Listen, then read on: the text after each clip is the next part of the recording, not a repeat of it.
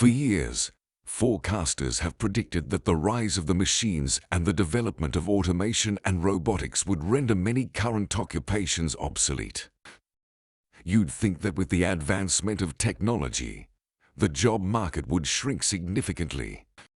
What happened to economist John Maynard Keynes' prediction that by the turn of the century, people would be working 15-hour weeks? The number of people employed in manufacturing, agriculture, and household service fell precipitously between 1910 and 2000, according to a report cited by author David Graeber in his book BS Jobs: A Theory.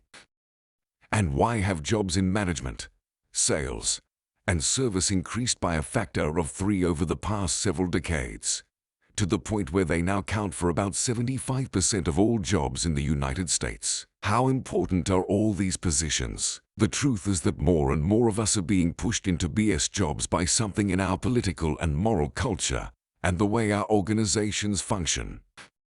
Some important things I've learned about working in this industry are as follows. People are unhappy because their BS jobs make them feel like their work has no meaning.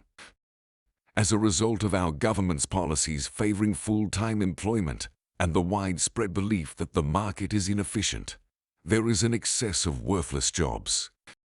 Considering that most of our waking hours are spent working, why do we seem to waste so much time on pointless activities like writing reports that no one reads and sitting in meetings that lead to more meetings? Let's try to figure out how to get out of this shambles once and for all. First, a lesson: some people may find fulfillment in meaningless work, but the vast majority of us are miserable in our jobs. The shady salespeople who called our office regularly trying to offload toner for our high-speed printers are what come to mind first when I hear the term BS jobs. To get in touch with the person responsible for the machinery, they would first call our receptionist and try to trick her. The next step would be for them to discover the make and model of our office's printers. Someone posing as one of our equipment representatives would call back later. It would have been easy for a gullible person to believe their lies if they had a contact name and enough information about our printers. I don't know how they can possibly feel content at the end of the day when their success is determined by the number of people they were able to trick.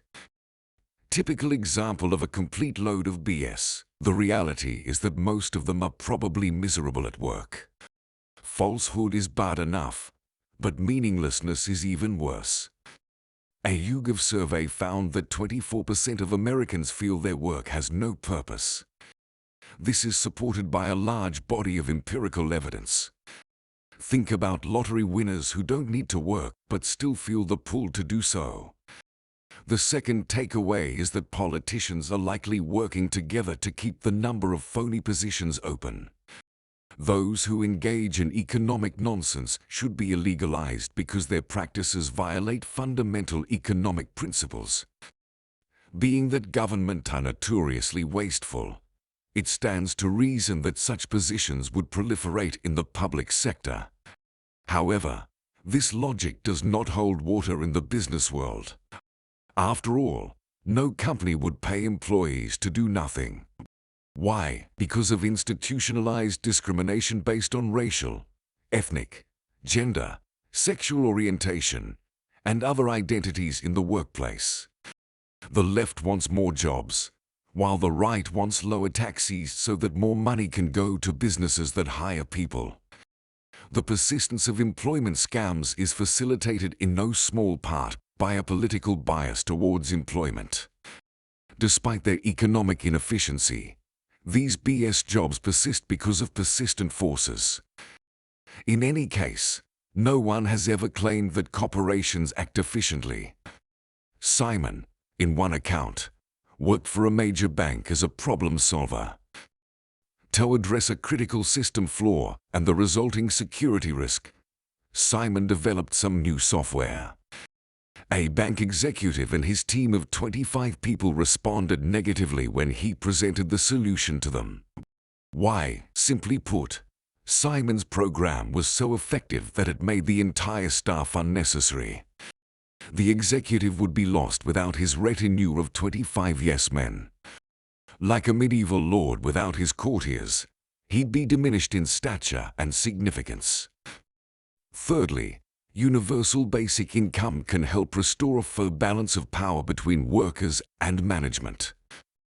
If only we were all independently wealthy enough to turn down potentially lucrative but ultimately pointless jobs. Indeed, a policy idea exists that just might make it possible.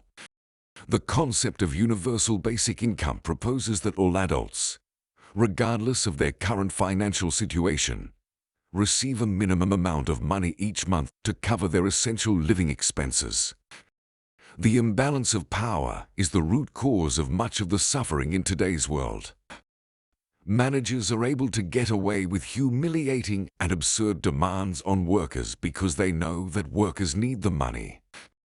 Why, then, would someone with more financial security or access to better-paying job opportunities in other fields, sectors, or professions choose to devote their time and energy to something as soul-crushing and unrewarding?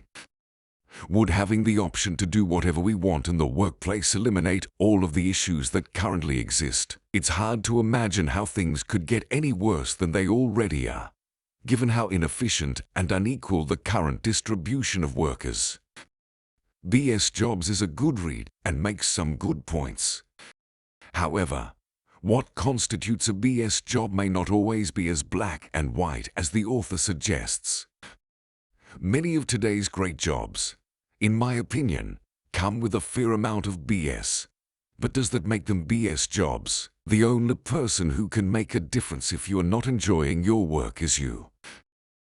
You can make that shift by deciding to adopt a new outlook or by taking action toward a more fulfilling life goal.